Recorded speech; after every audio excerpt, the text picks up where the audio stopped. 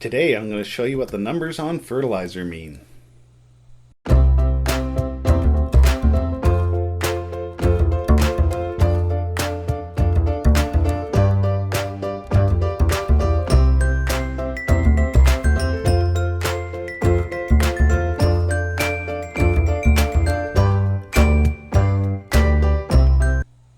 Hi, I'm Troy Haynes and welcome to the Corn Report.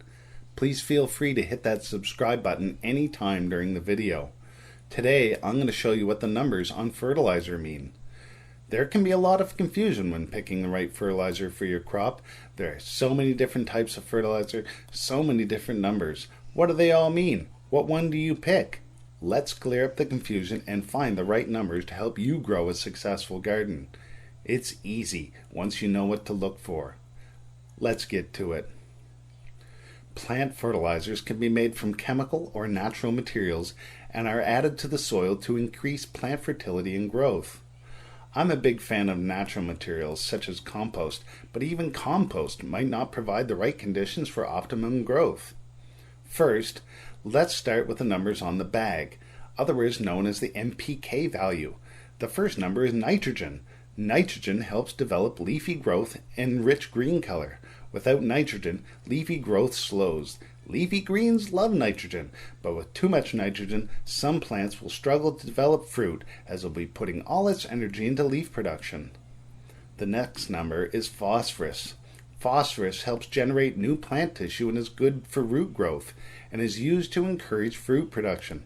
Phosphorus is important for root crops like beets and carrots, as well as fruit production such as tomatoes. Fertilizers like bone meal and rock phosphate are often recommended for use on root crops.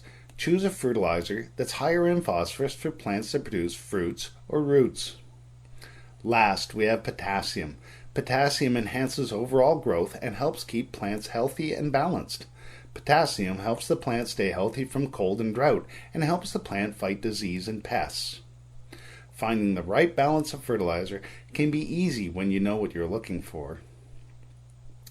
Just remember, nitrogen for green growth, phosphorus for fruit and root, and potassium for overall health.